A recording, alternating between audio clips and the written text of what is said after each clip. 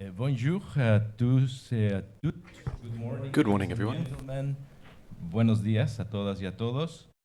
And my name is Carlos Vargas. I work at UNESCO headquarters in Paris, where I have the pleasure to lead the section for teacher development and also the Secretariat for the International Task Force on Teachers for Education 2030. And as you may know, the Teacher Task Force is a network of some 157 partners, many of which are member states, civil society organizations, international organisms as well, that have a mandate and a preoccupation to address the teacher gap in terms of the quantity of teachers and the quality of teaching. Today, I'm very happy to welcome you to a panel we have entitled Adult Educators and Literacy Practitioners, Recasting the Profession. The objective is to reflect upon the working conditions and the opportunities for professional development that adult educators have, or not, and to try to identify some tools, some guidance, some recommendations to improve their status and professional development based on current and ongoing practices. I am joined by a panel of experts composed by Ms. Katarina Popovic, the Secretary General of the International Council for Adult Education. Thank you, Katarina, for joining us. We are also joined by Mr. Timothy Ireland from the UNESCO Chair in Youth and Adult Education from the University of Paraíba in Brazil. Bem-vindo, Tim. And with us is also Mr. Mohamed Mogrum from UNESCO office in Rabat, and working towards the construction of the Institut de Formation au Métier de l'Alphabétisation à Maroc. Bienvenue, Mohamed. We have one more panelist who could not make it last night.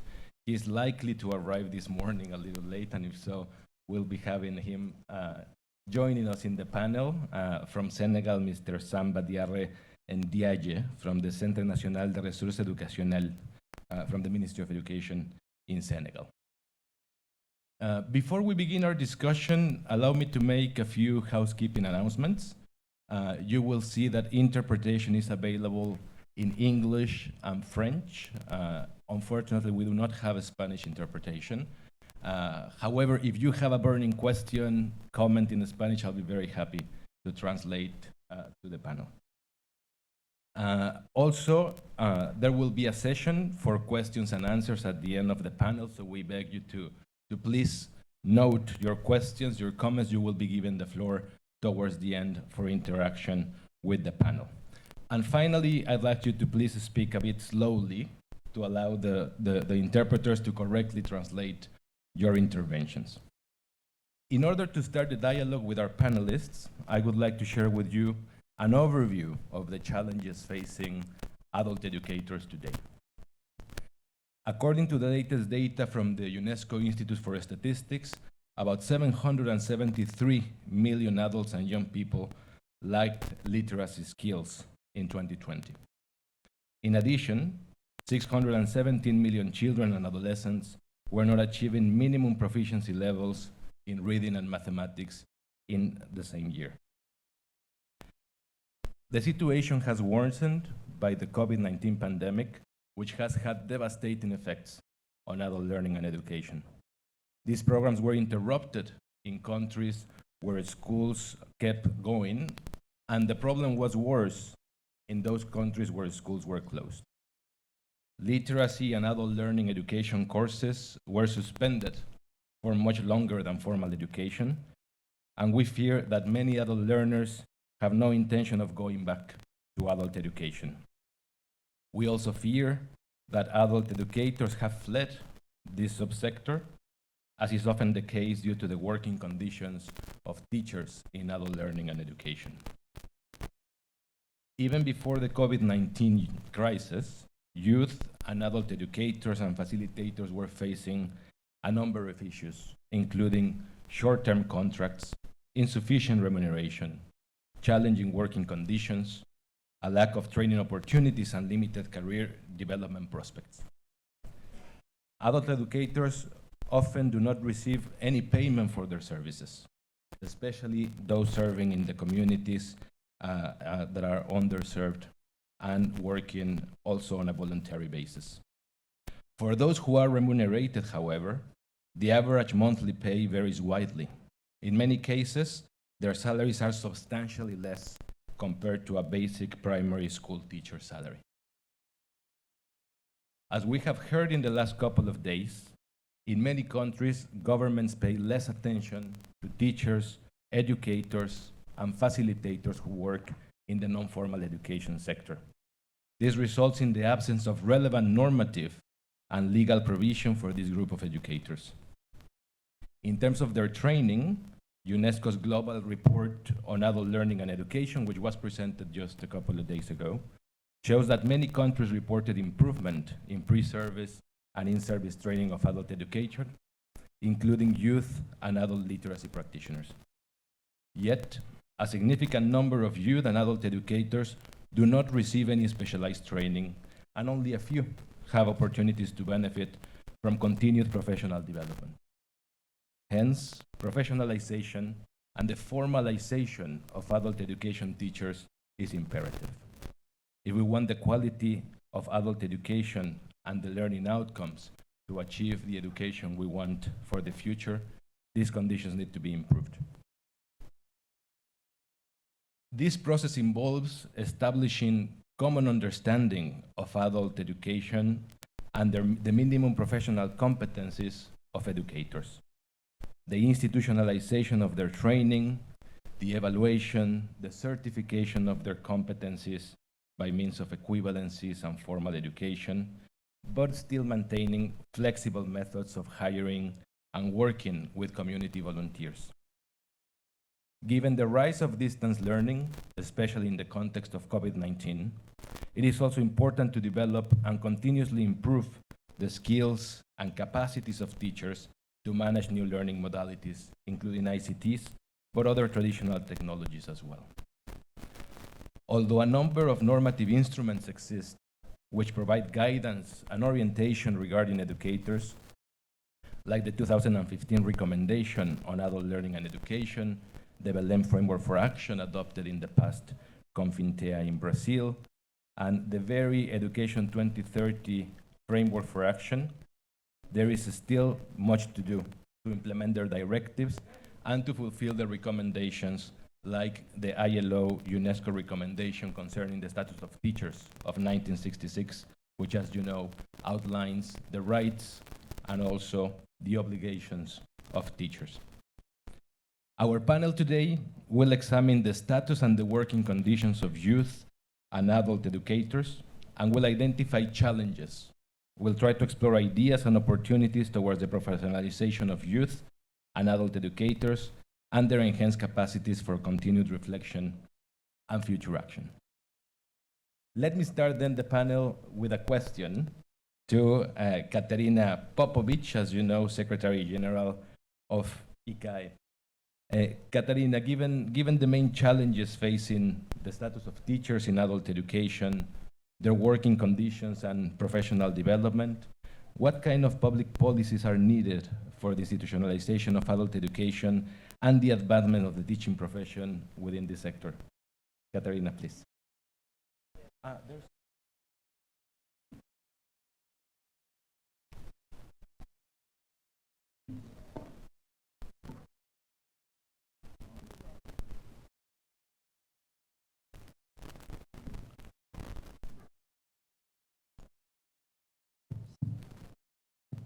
Is it on? Oh, it's already on.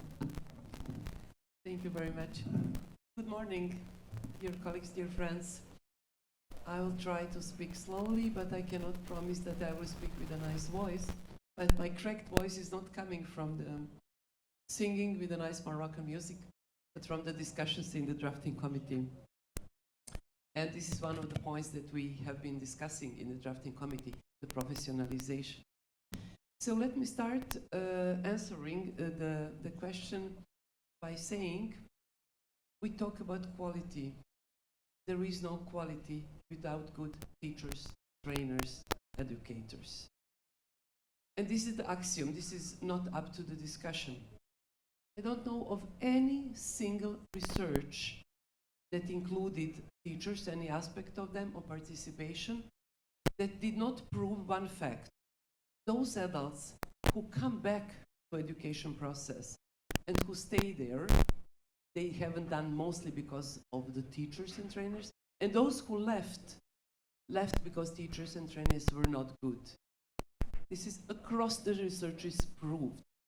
So if we talk about quality education, and we don't talk at the first place about teachers, trainers, adult educators, facilitators, then we don't mean it serious.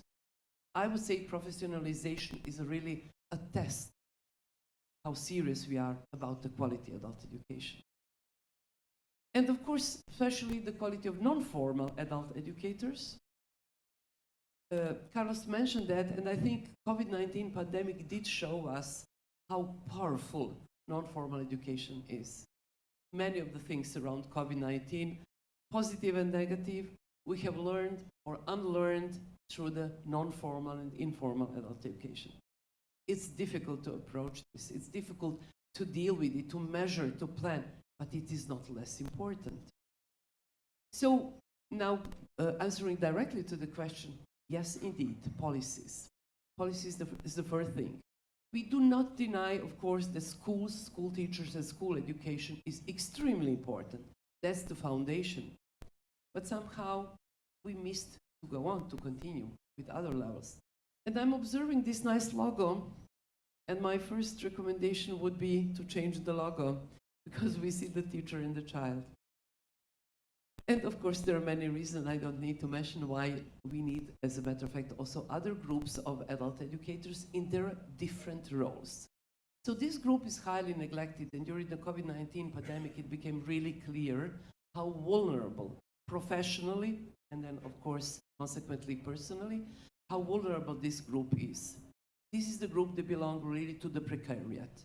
So on one hand, we talk about quality adult education. We need the best quality, but those who should deliver this quality, they belong to the precariat.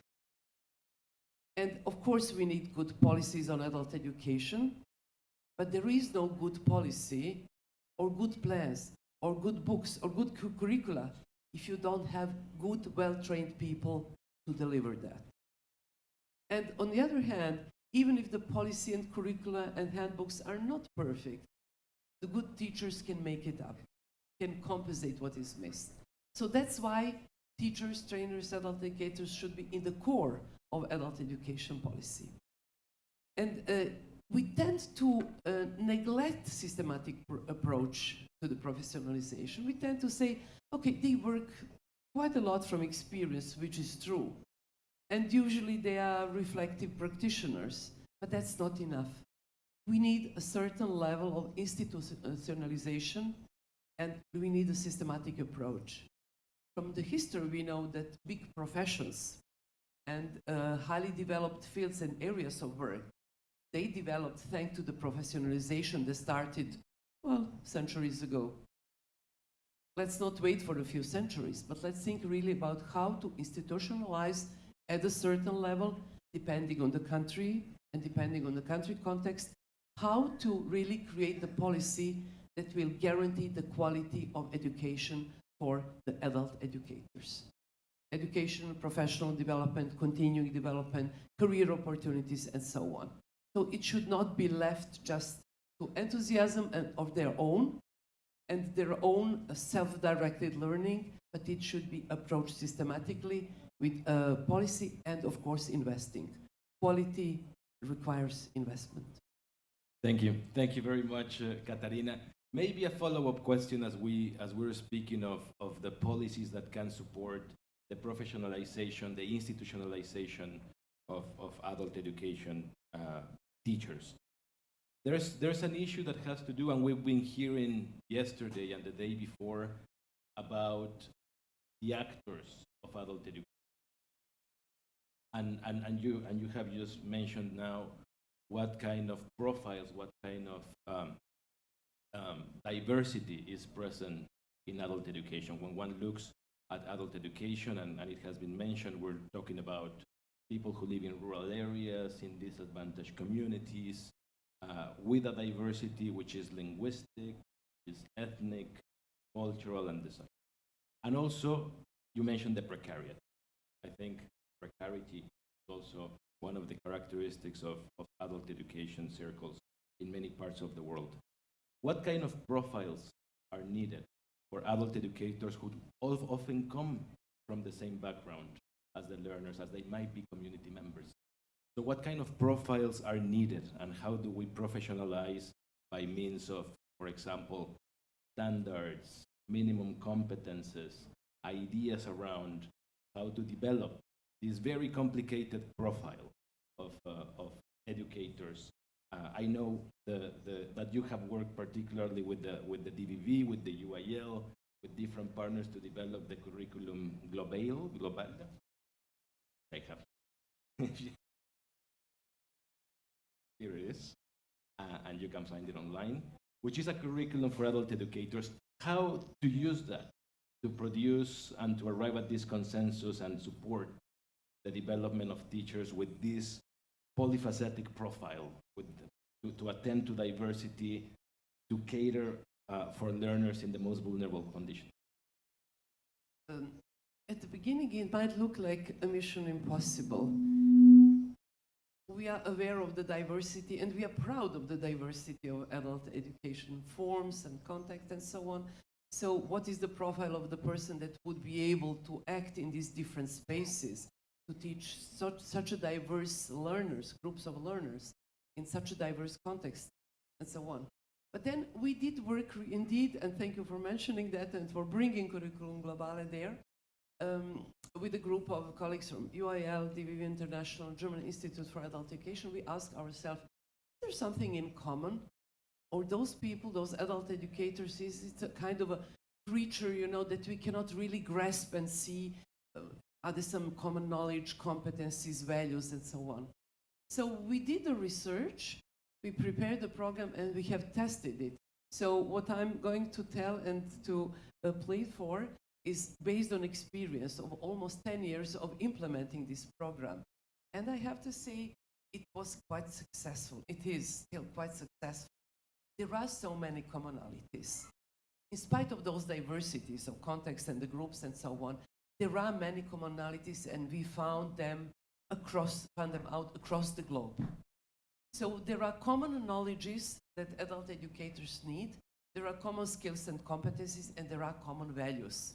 Believe it or not, we are very diverse around the globe, but still there are many commonalities. And there is a common ground of knowledge, skills, competencies, and values, a kind of a starting point. And then, if our adult educators are already having this fundamental knowledge and some core competencies, then they are able to develop further and then to specify themselves in the areas like, well, being it working in literacy, gender empowerment, vocational education training, or any other. But this fundament, this common ground, that's what we have formulated in the Curriculum Globale, and we also have developed kind of standards. So if you really want to be good adult educator, this is what you should know and what you should be able to do, and these are the values you should stand on. And of course, if I say values, you might immediately think, oh, common values. But yes, that's what we share in adult education. That was what brings us also here to CONFINTEA VII. So, and we have tested it in different contexts. You mentioned at the beginning literacy, and it's very important to say when we were testing Curriculum Globale, in many countries, also in this region, we've been told, but you know, literacy of adults is our priority. We don't do other kinds of things so much. So we need, as a matter of fact, standards for literacy trainers. So what we found out is you need, as a matter of fact, common ground, as I mentioned, and this is the best way also to have the best literacy trainers, best possible literacy trainers. And then the same people who have this common ground and who are good in literacy, they are able then to move to other areas with some additional professional development that should be also organized or supported, and then move to vocational education training or gender work or other areas. So it's not either or. literacy trainers or adult educators. Adult educators have a common ground and common knowledge, and then they can be really expert in further single areas. I will be glad to share later more information about curriculum globale and how it did work in different regions. Thank you. Thank you very much. Thank you very much, Katarina. There are a number of curricula, of standards that are incipient. They're beginning to emerge as a consensus of what we want adult education teachers to be able to do in terms of the relationality, the relation with the community, but also the pedagogical knowledge, as you said, to address diversity and to address difficult conditions. Now, operationalizing these curricula, these courses is something that seems to be a little bit more complicated and where we need the support of teacher education institutions. Allow me to ask you, Tim Ireland, the UNESCO Chair on Adult Education from Paraíba. For the professionalization of adult educators, what is the role that universities can play and other teacher education institutions in developing the capacity and the competencies of teachers? What supports are needed for teacher training institutions? And maybe if you can share an example from Brazil or from Latin America. Thank you. Thank you very much, Carlos. Good morning to you all. Bom dia a todos. Always good to be able to hear Portuguese spoken. I'd like to begin with a bit of a provocation.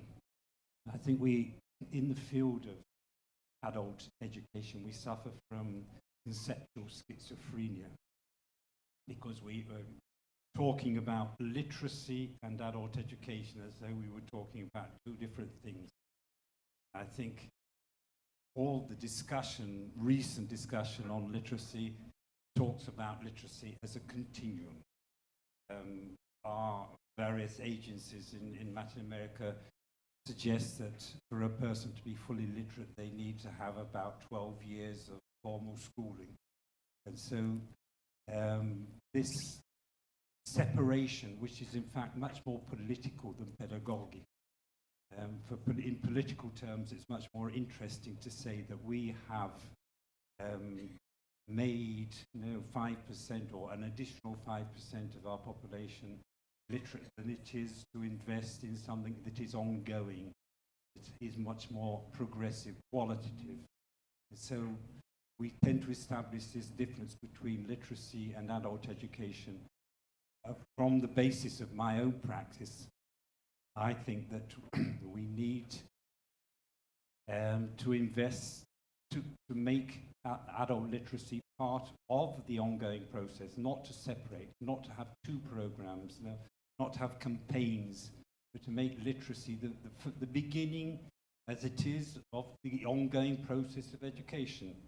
And I think in terms of the university has an important role in at least three fields. First of all, in the discussion, the conceptual discussion, clarity, theoretical clarity about what is adult education. In the minds of a lot of people, adult education is an emergency factor, an emergency event that will eventually go away when we manage to universalize education for all. When we put all children into school, we won't need adult education anymore. In various countries in Latin America, that's the view that it's something that will eventually disappear, thank God. So I think the universities have to have, one of their roles is to dispel these myths about the importance of adult education. What is adult education? So there's the conceptual and theoretical discussions. Obviously, there's the investment in thinking about what is the training necessary for an adult educator. And I think universities, at least in our part of the world, have invested very little in this. And that's a reflection on who the subjects of adult education are. If we were talking about middle-class adults, then we would be investing in adult education. We're talking in Latin America, we're talking about the enormous majority of those who go after adult education are from the popular sectors, from vulnerable minorities, etc. And so the public of adult education is reflected in its prestige. Universities, on the whole, like to go for prestigious areas of knowledge. Adult education isn't prestigious. So if we were to look at universities throughout Latin America, how many actually invest in teacher training for adult education? Very little. What often happens is that on the pedagogic courses, the courses for teacher training for children, there is one discipline, one course dedicated to adult education, which is generally about history of adult education. It's not about how to teach adults. In a very, taking the specific case of Brazil, I think there are about 6 universities of about 100 who offer a slightly larger proportion of courses within the pedagogic course, still not as separate, but as a part of the pedagogic course dedicated to adult education. In my particular university, for instance, we have a pedagogic course which towards the end of the course, students have to opt between 2 areas, one of which is adult education, and they will probably do about 4 specific courses on adult education. But that still isn't sufficient. That isn't preparing adult educators for their task. And so I think the training, first of all, the theoretical discussion, conceptual discussion, obviously linked to research. Research is absolutely fundamental for giving greater visibility and giving greater basic, a stronger base for adult education. I think one of the most productive areas for the university is the university extension. An enormous amount of what we do, and we call university extension, is in fact adult education. And university extension is a space in which essentially we bring together, working with the community, going outside the university. It's also a place in which we form, train students, take part in activities, and at the same time, it's normally there's an element of research involved, and so it's one of these areas in which there's a cross-breeding between teaching, extension, and research. And I think this is an area in which we need to invest more and more as a space in which we can, with intelligence, use to train students to work in adult education. And when I talk about adult education in this case, it can be both what we call compensatory education, and for those adults who haven't had access to school or dropped out of school at certain moments, or adult education in the much broader sense, citizenship education, community education, etc. Thank you. Thank you very much, Tim. And allow me to welcome Mr. Samba Diarre Indiaye from Senegal, who made it to the panel. Bienvenue. Bienvenue, Samba. Samba vient du Centre National de Ressources Éducationnelles. Samba comes from the National Center of Educational Resources from the Ministry of Education in Senegal. Samba, if you'll allow me, I have a question to ask you. Within the teacher training field, that of literacy providers is not does not play a very important part. So could you maybe share Senegal's perspective when it comes to literacy providers, when it comes to their training, to validation, their prior experience, their certification? How does the system work there, and what are the main issues at stake? Samba, you have the floor. Thank you very much.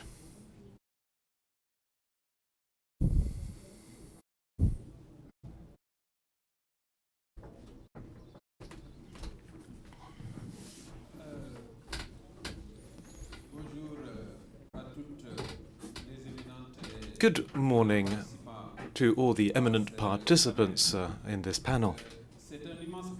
I am greatly pleased to be able to speak to you today about a topic that is very important for the future of our educational systems. 12 years ago, during CONFINTEA VI in Belém, the international community committed to improve training, capacity training, the job conditions, and the condition for adult trainers by establishing partnerships with higher education institutes, teacher training institutes, associations, organizations, and so on and so forth. This panel prepared communication on the topic of literacy providers and educators in order to rebuild the profession. The way it has been put, this topic is based on the issue of qualifying adult trainers in general, all the while highlighting the need of deep reforms when it comes to training policies of the actors within this educational framework.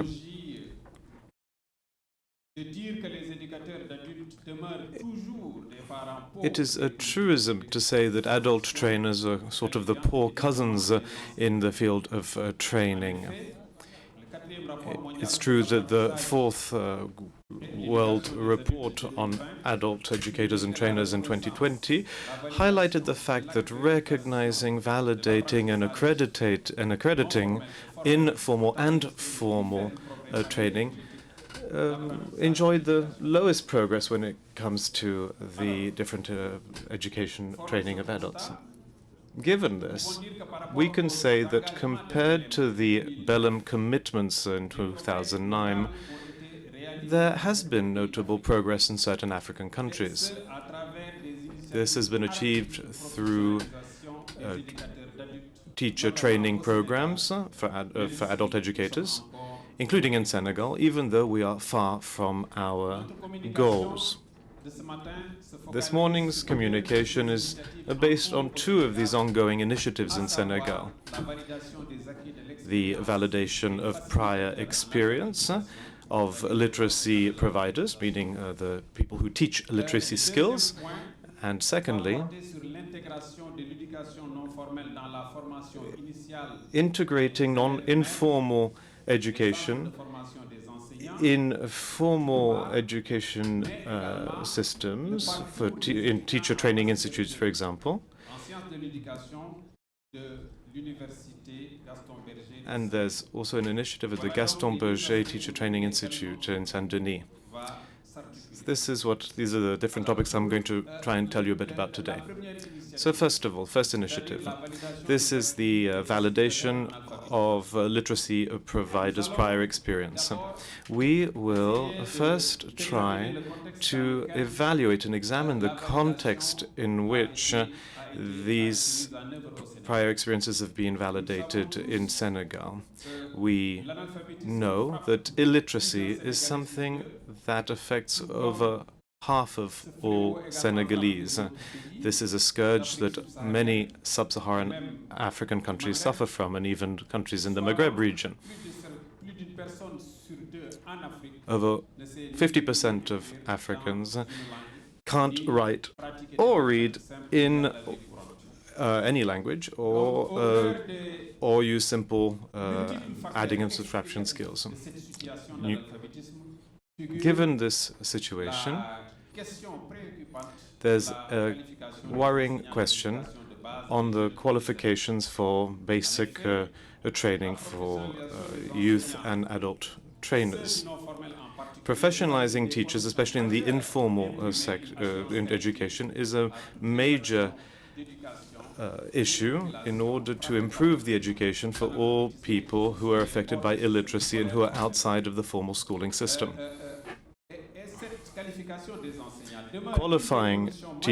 Qualification for teachers is one of the main preconditions in order to be able to reach the Sustainable Development Goals, especially SDG number 4, significantly improving by 2030 the number of qualified teachers, especially through international cooperation and in developing countries. So despite the remarkable participation in fighting illiteracy in Senegal and in supporting community development on the ground, these teachers have not been prepared for the tasks they have to fulfill, unlike the teachers within the formal sector. Their training practices, the way they work, the way they teach, is rooted in personal experience. And the concept they have of education of youth and adults. These teachers practice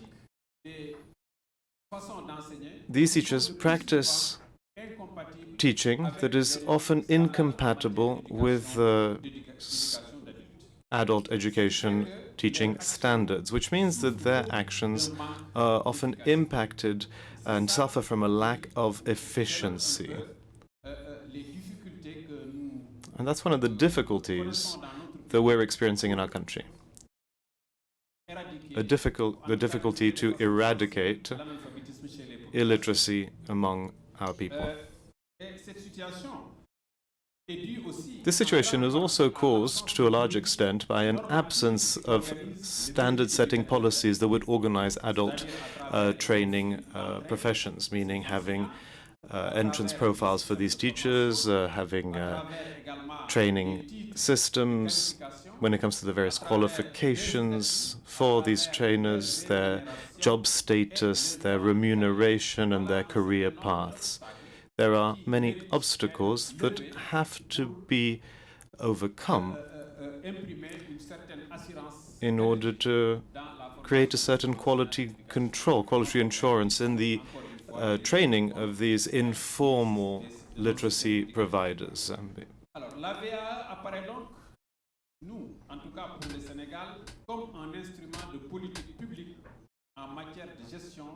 So we need to have public policy in order to manage employment and skills.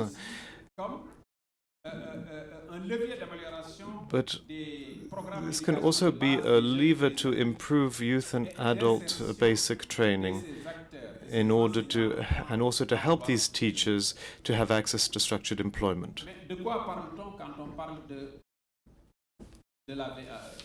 What is the AVAE?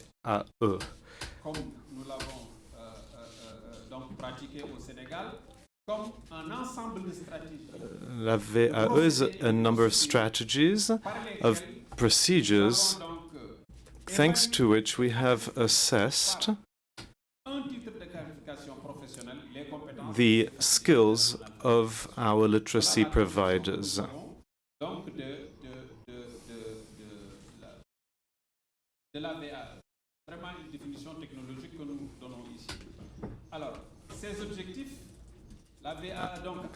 Our goals are to give all people the possibility to, regardless of their age, of their level of study or their status, to obtain a diploma, a certificate, or formal qualifications.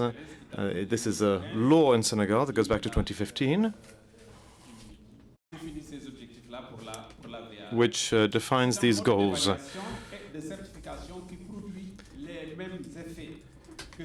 This certification should lead to the same objectives through the validation of prior experience that would create the same results, whether in a formal or informal setting, to create similar profiles.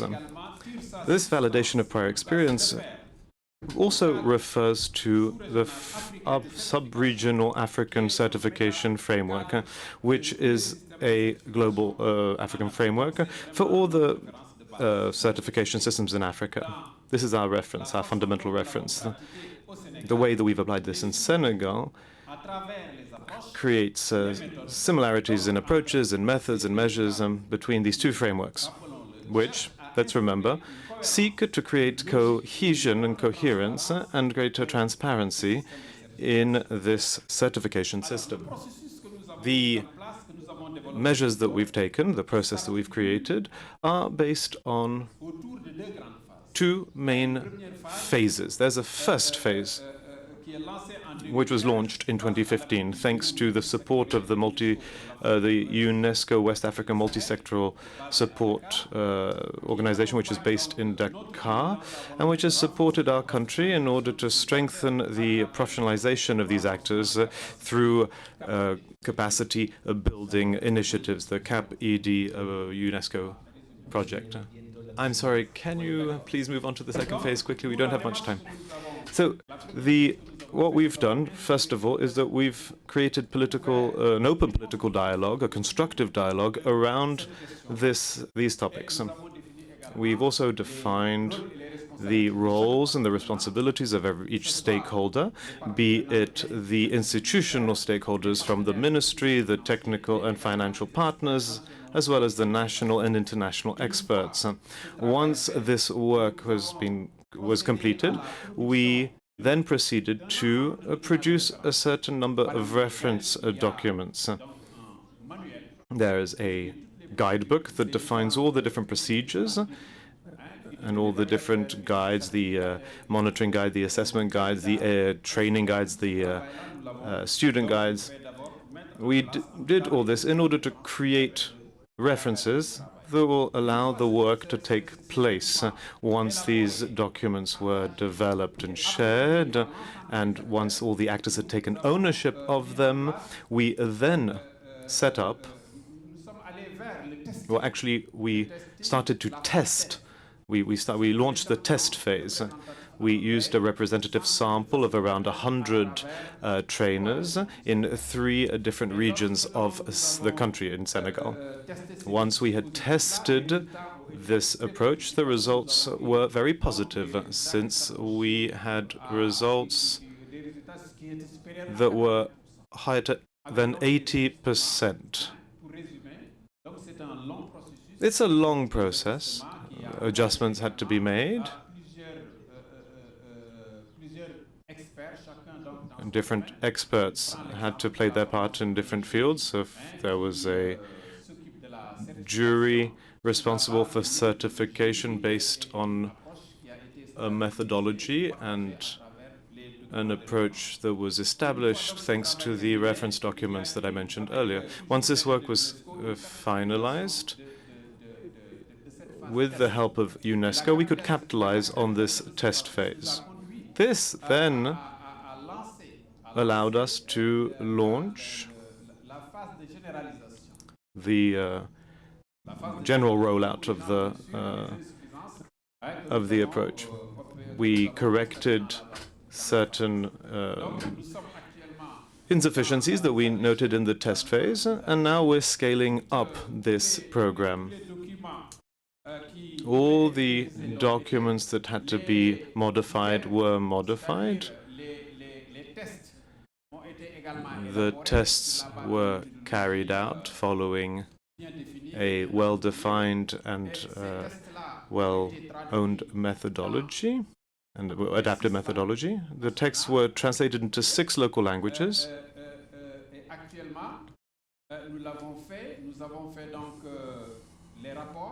Currently, we have written the reports on these tests, and with UNESCO, we will present to the government all the results of this work. The government will then decide on scaling all of this up. Next to the validation of prior experience, we also have introduced informal education of trainers, of teacher trainers, and we've been doing this for about 10 years. This is aimed at students who can then train people in literacy skills, among other things, at community level. There are common basic skills that all these actors, be they formal or informal, share. They are all trained in these shared skills so that they can then carry out work and carry out the same missions. I'm sorry, we have to move on with our next speaker, so thank you very much for sharing your perspectives. Maybe just 2 words to wrap up. Yes, I just wanted to remind you that at the same time we're carrying out work for the beneficiaries of these literacy programs under the aegis of the UIM and other UIL and other UNESCO departments with other countries too, and all the resources that were developed through this research, thanks to this research, when it comes to assessment measures and methodology, these resources are also being shared,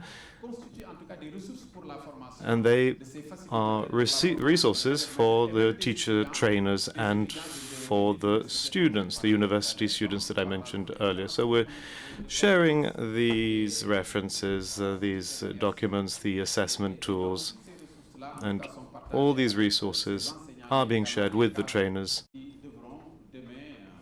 with those students as well that will, in the future, have to also provide education, including in the non-formal, informal sector. Thank you very much. There will be a time for questions very soon, and we can probably explore more on the multiple facets that Samba has presented on the recognition, the validation, the accreditation of the knowledge, of the experience of adult educators, as we know, as lifelong learners themselves, but also the support that they need. Samba, you've mentioned something important, which is, again, the development of institutional frameworks, competency frameworks, standards that can inspire initial education for adult educators, but that can support throughout the development, the further development of competencies and the sharing and exchanging.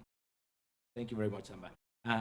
Our last speaker, Mr. Mohamed Bogrum, he works at the Office of UNESCO in Rabat for the Maghreb, where he is a head of project for the mise en place de l'Institut de Formation au métier de l'alphabétisation à Maroc. Donc, Mohamed, merci. Et comment est-ce que Thank you, Mohamed.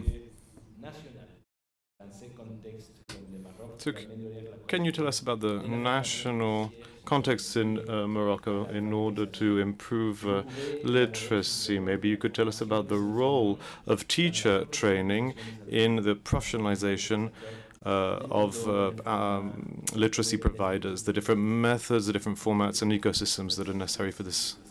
Thank you very much, Carlos. Good morning, everyone.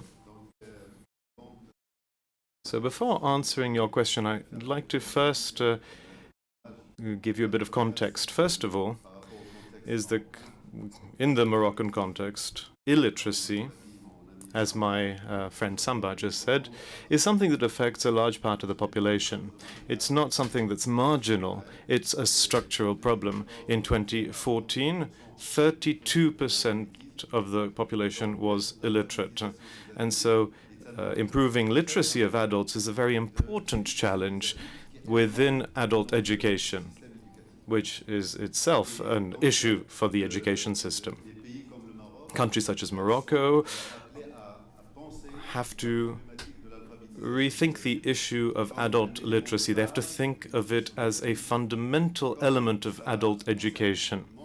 And this is something that impacts many people, and so we need structural solutions, long-term structural solutions. Our current discussions, and the context in which we're having these discussions, is very different, and I think it's very positive when it comes to adult education, because the debate up until now has been how we can make sure that adult education is recognized by the education system. And we had designed adult education based on the formal system. But now, given the current debate, we are rethinking and transforming education. And so we're now pushed to rethink the entire system, the entire education system architecture. And it's within this context that we have to position the adult education system within the rethinking of the overhaul of the whole system. Of course, following the paradigm of lifelong learning. And this is very important because in lifelong learning there is, of course, basic education, but there are also opportunities for training that can be different. There can be also different education pathways. And Morocco has been working along these lines. And the UNESCO Office for Maghreb has been supporting the Morocco literacy approaches.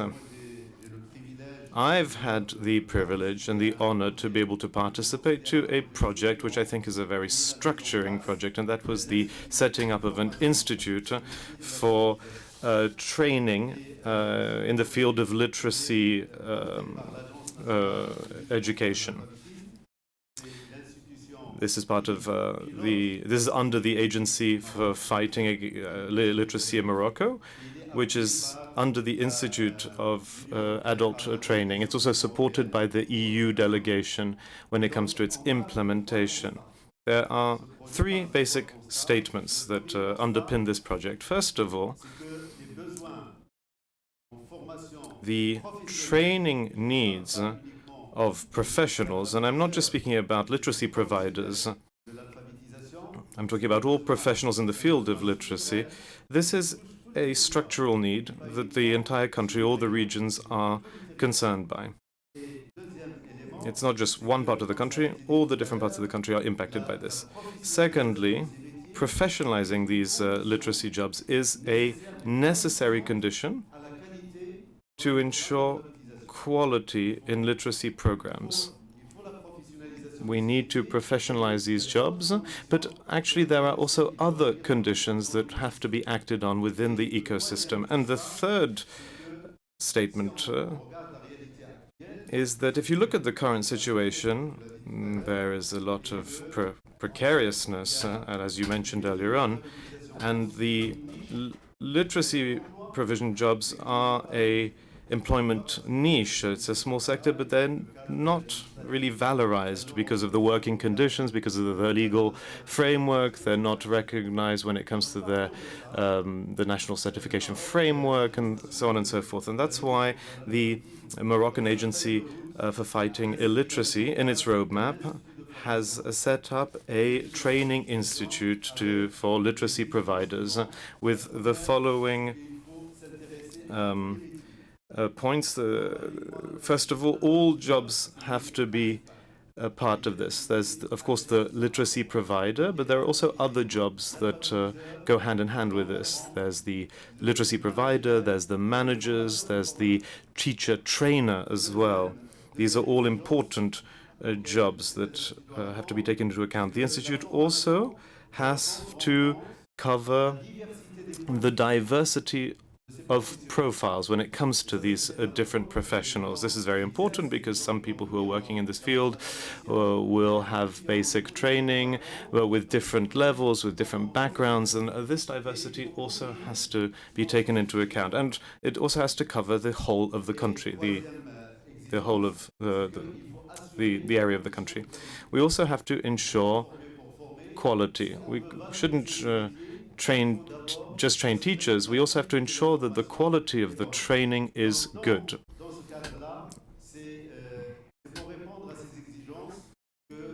So in order to meet these needs, the Literacy Teacher Training Institute has been set up, and it has several characteristics. Like I said, it covers all the different jobs in this field, and secondly,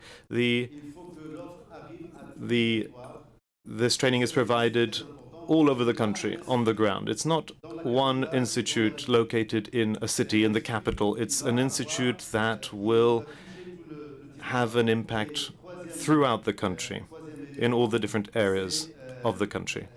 Thirdly,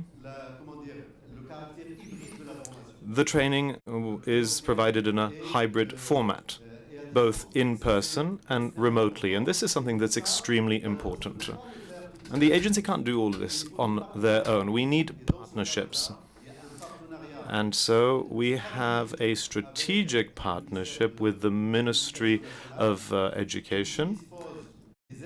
They have training institutes, teacher training institutes in all regions of the country. And so our institute will get the support of these institutes and will also work through partnerships with universities and local authorities. So partnership is really a key word here.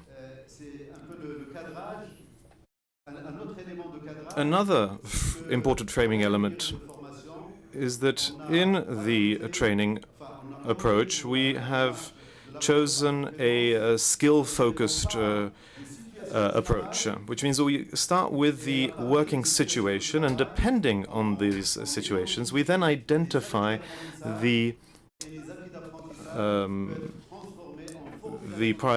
experiences that can then be the prior experiences that can then be transformed into certifications that can then be included in the training package. And so we're also defining the 4 different references in terms of evaluation and training. And we're currently developing a platform in partnership with the ministry, because one of the most important goals we have is to institutionalize and to make sure that this system is long-lasting, to make it sustainable. And in order to do that, we have to base ourselves on existing institutions. And the last thing, and then I'll stop there, is that it's very important. Our goal, that the training is very important, but it will also allow us to structure this new field and to transform our educational system. And how will we do that? Through the national certification framework.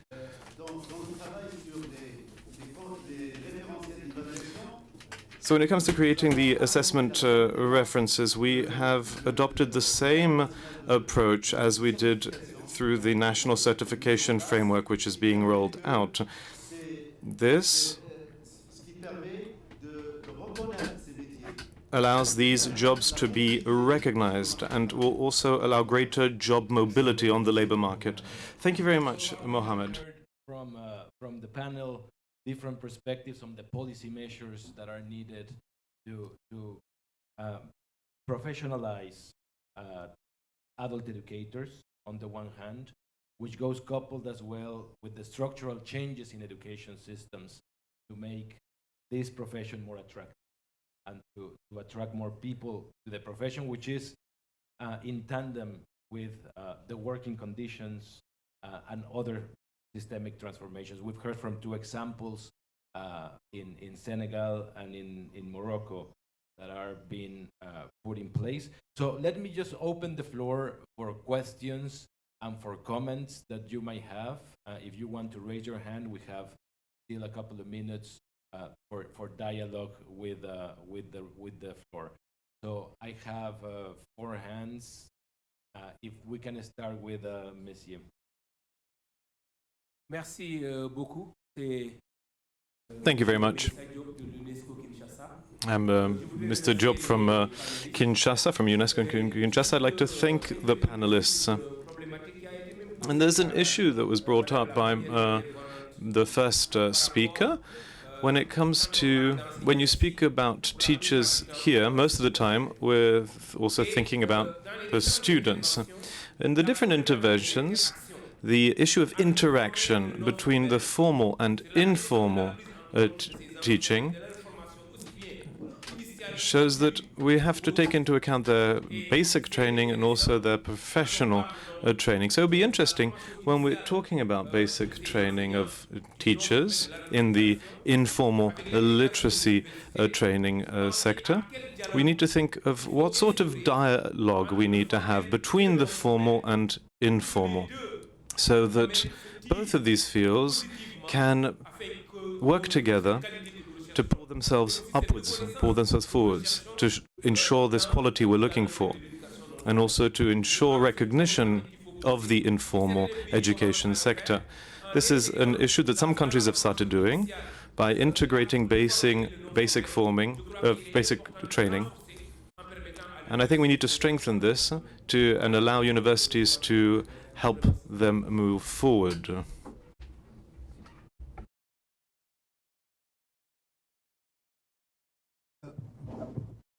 Thank you very much for that question. We'll take a couple of other questions and then give you the floor for the answers. But we note also the complementarities and the necessity of linking non-formal education with formal training. Let's listen to the second question, please. If you can briefly introduce yourself and pose your question. Okay, thank you.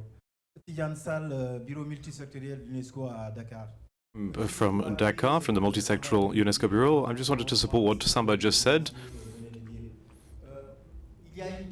There's a diversity of different contexts, and maybe that is what makes the richness of this panel. In the African context, and when it comes to this basic shared common ground when it comes to skills, we need to analyze working conditions. This is the methodology that was used in Senegal. The very heart of the profession of the literacy provider in the African context is, first of all, to master language skills, to be able to understand the situation, to be able to implement the different training possibilities, but they also have to take into account development issues. And this is something that's quite essential. We're talking about global citizenship. We've been speaking about that for a few days. We've been talking about climate change as well. There's issues linked to vulnerability, to health.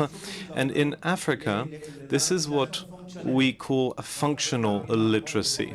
So taking into account the everyday living situations. So the literacy provider or trainer in the African context isn't just the person who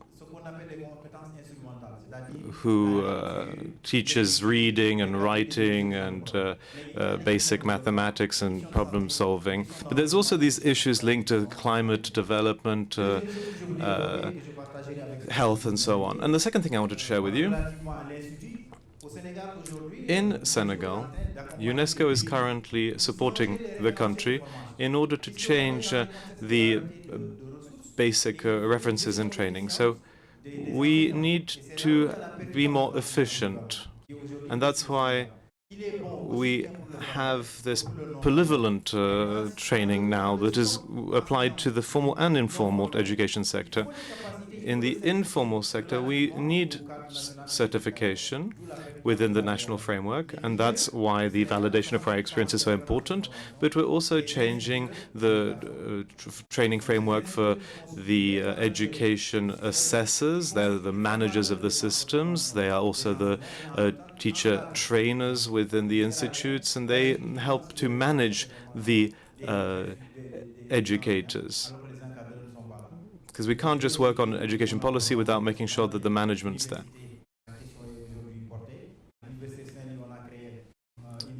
We created a degree at university and a certificate as well at university level, and also a master's program. And so there's a dynamic that's really ongoing. Things are moving forward, and the institutes and universities are taking ownership of teacher training and of the issues surrounding that. Thank you very much, dear colleague. Hands, if we could go to the back, the gentleman in white, and then to the front, the gentleman in blue, please. And we'll give you the floor right now. Okay. Can I before your question, can I ask our interpreters if we can go 5-6 minutes? We would be very, very grateful if we can extend our session just to hear from the questions and the response from the panel. So I await your kind confirmation. Thank you. Thank you very much. Okay. Please. Merci beaucoup, Monsieur le Modérateur. Thank you very much, moderator. I'm Boubacar Toubouré from the Republic of Mali. I'm the General Director of the National Education Resources. If there's a problem today in African countries, the problem is the status of these people who are educators of the informal sector. I was particularly interested by my counterpart, Samba, from Senegal. When it comes to integrating de l'alphabétisation, literacy provision, est-ce que c'est effectif au Sénégal? is this something that has been effective in Senegal?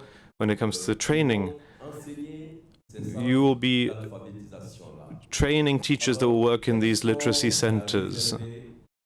Pour ces animateurs qui ont été au début de So what will happen to the leur sort, what will happen to the other trainers, those who have been working from the beginning of literacy, if vous allez faire you provide trainers, new training for new literacy providers? So what will happen to the ones who used to train before? Okay, thank you. And now very quickly, please. Yes, thank you, Chair. I'm Amin Yakuba, the Director in charge of literacy and informal education in Niger. When it comes to overhauling the position of trainers and educators, I'd like to repeat what Katerina said. The best programs will be useless if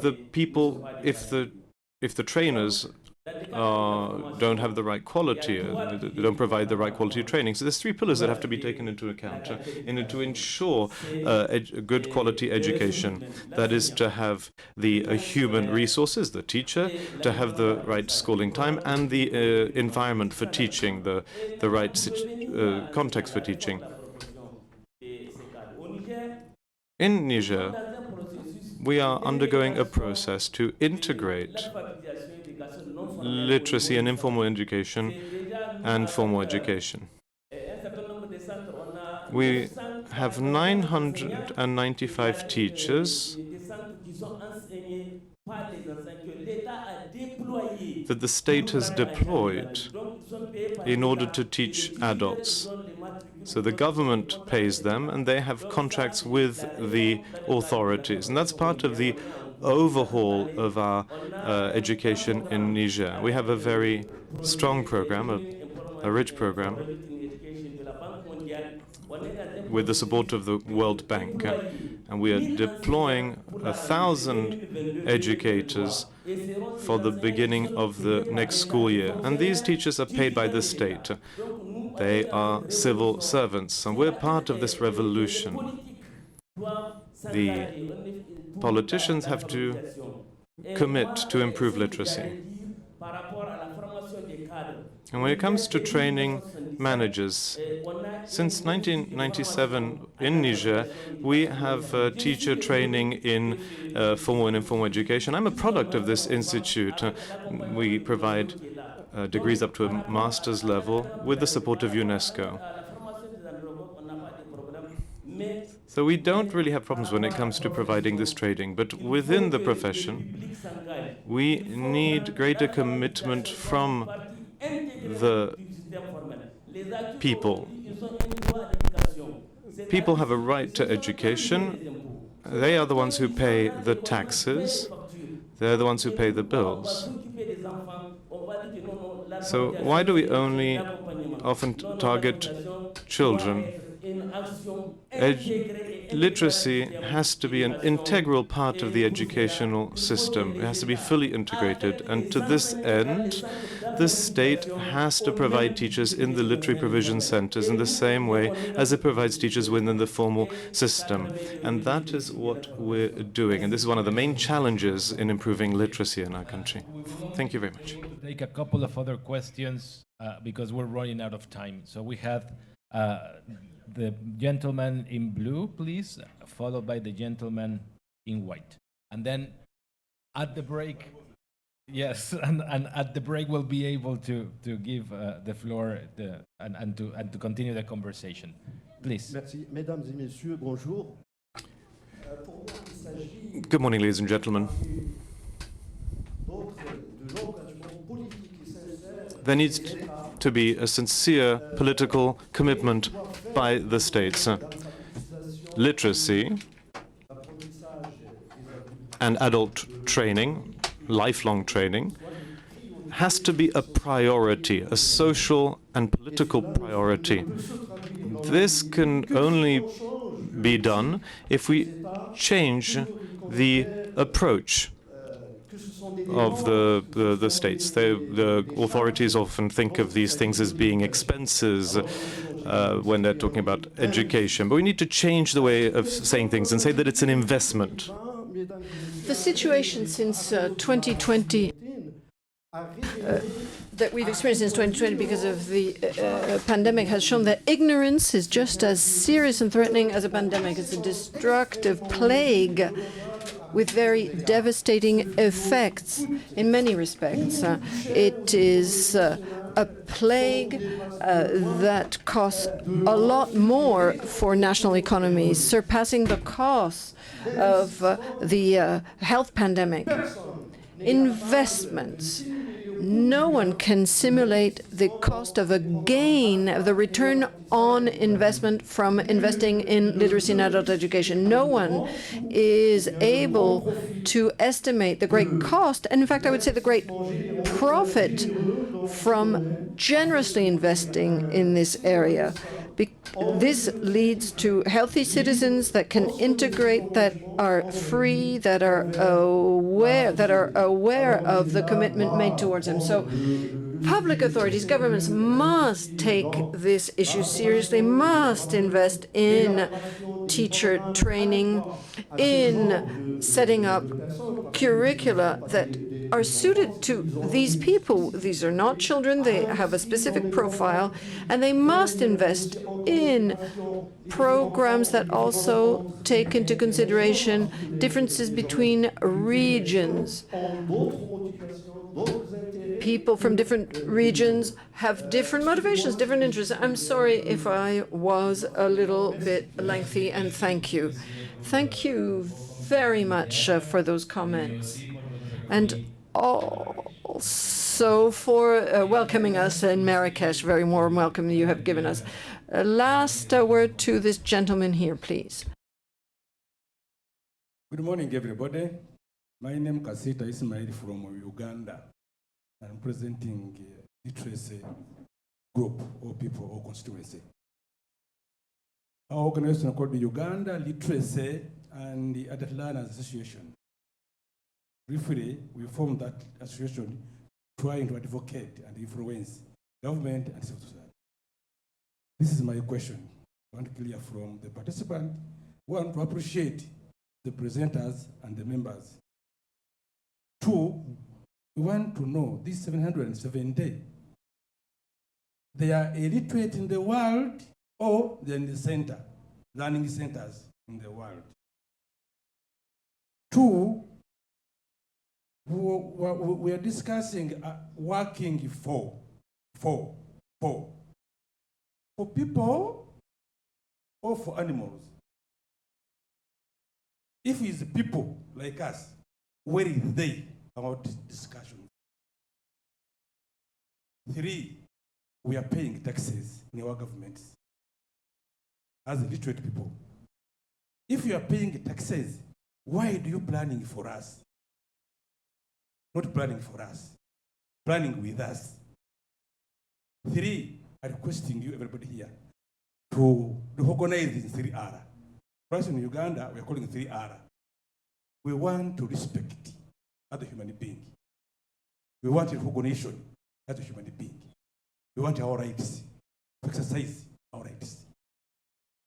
This kind of planning from UNESCO to our national member states, I think this situation is not useful to use a human being like us.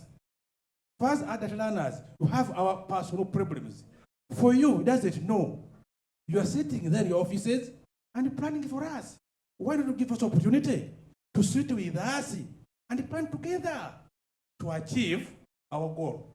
Because our goal is education.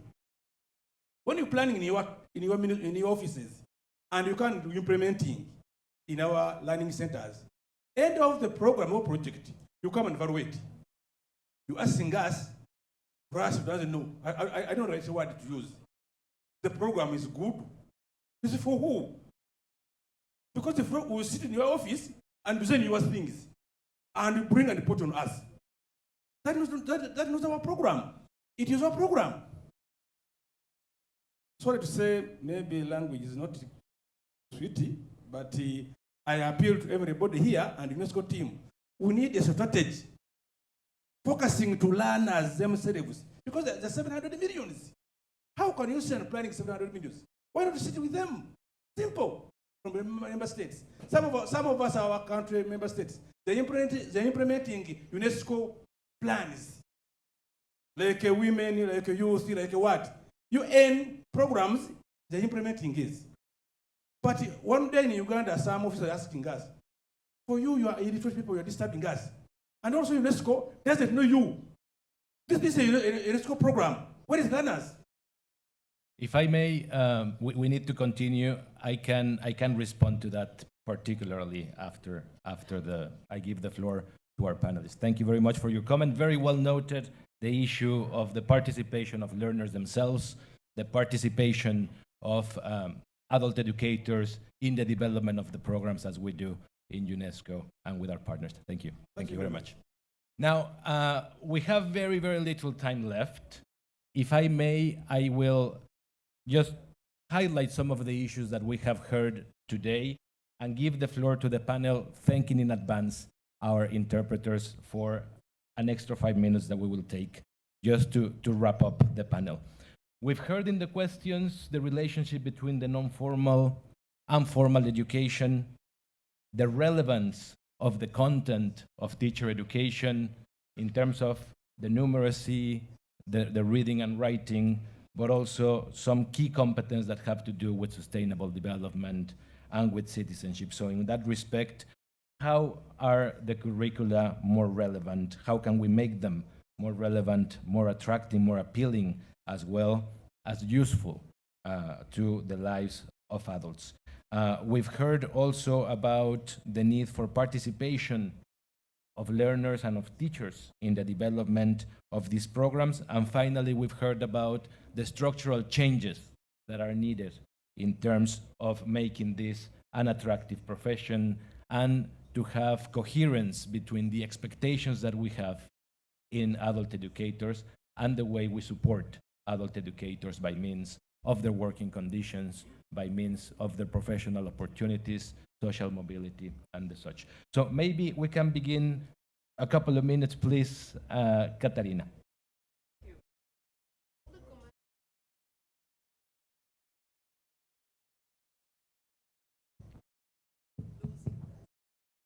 Thank you. All the comments were really good and precious. So just to these few points. Indeed, we need bridges between formal and informal. And there are already very good experiences in that.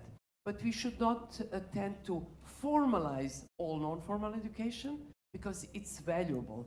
We need it as non-formal, but we need to build the bridges. On the other hand, we also cannot give up fully formal education and training of adult educators. We said we want policies, we want systematic approach, we want good working conditions. Therefore, they also need this aspect, this part, formal training and bridges to non-formal and the other way around. And the second question about literacy and the content of the training of adult education. I couldn't agree more with what was said. Literacy is much more than reading and writing. And of course, I have to quote Paulo Freire. Literacy is not about reading the word, but reading the world. And if we wanted that our participants, that learners, read the world and understand its complexity, it must be much more than just reading and writing. So there are more competencies, there is more knowledge, there is reflective and critical thinking.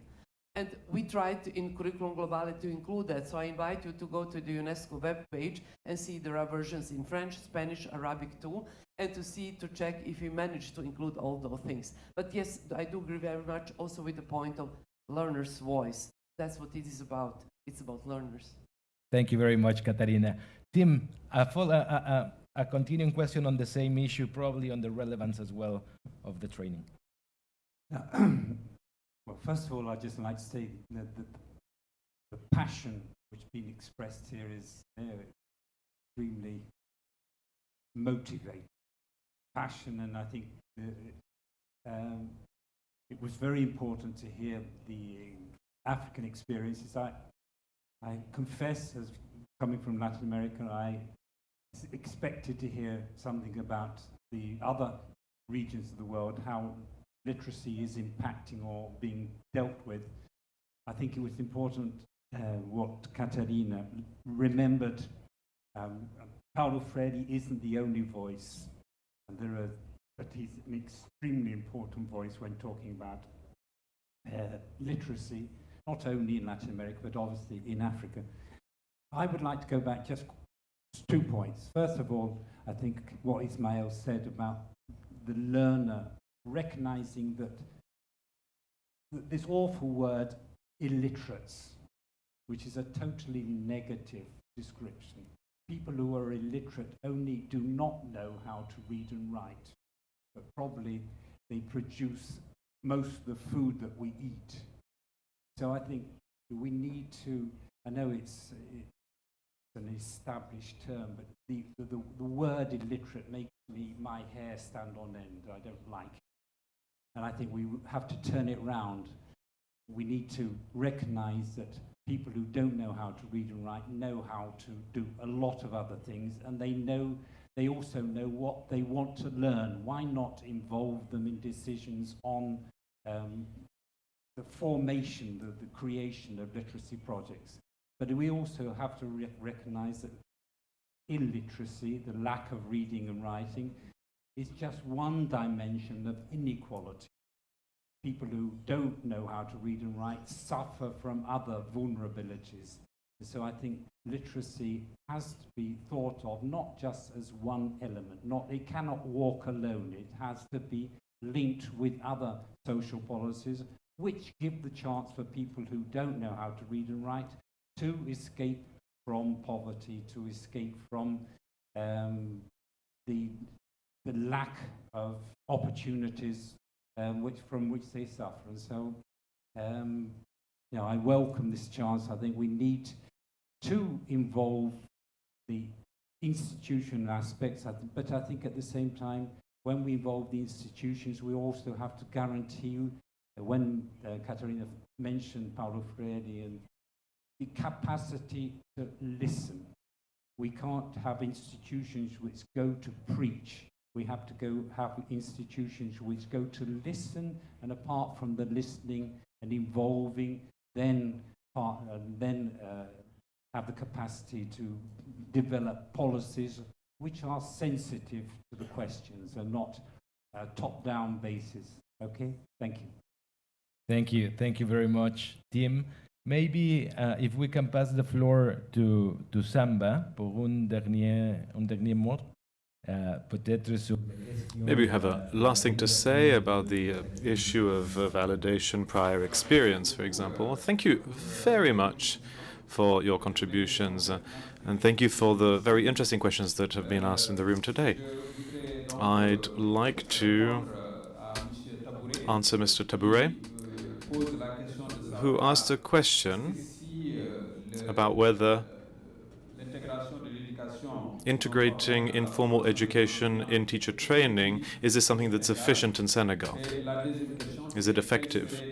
And second question was, what is the position of the facilitators?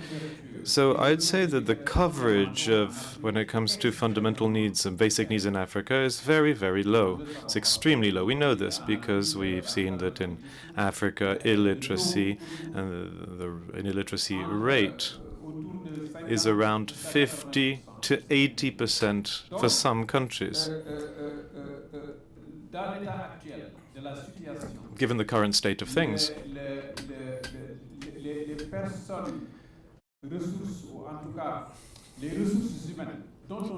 the human resources that we dispose of are insufficient, even in the medium term. They cannot meet these educational needs. So we have a very important task at hand. Basic training of teachers or literacy providers, the validation of prior experience that also has an important training element because it is accompanied by capacity building measures and processes, and also of being able to improve skills based on the teacher's profile. And another thing that we have been trying to do in the basic training of these literacy providers, this is something that's ongoing.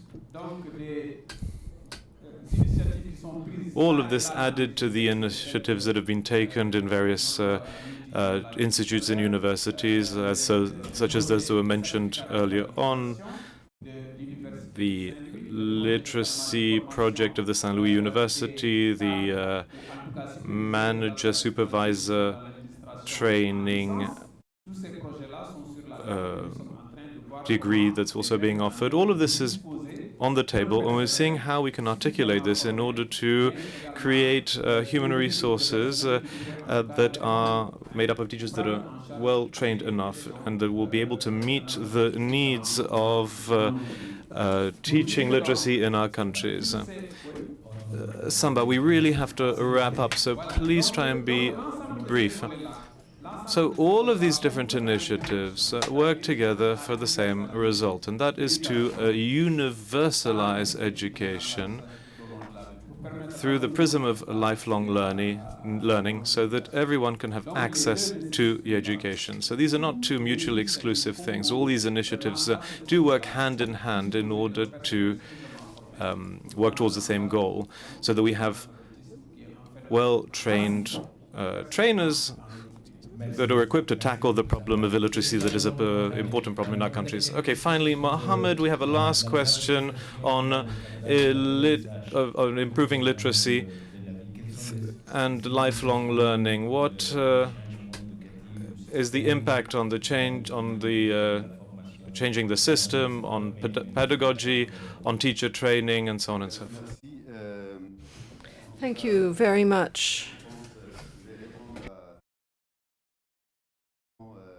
I think that I'll answer by addressing a first observation on formal and informal dialogue, the dialogue between formal and informal education. I think that we should relate that to the lifelong learning paradigm. So not only do we need policies, we need actions. And I think that actions can start at two levels.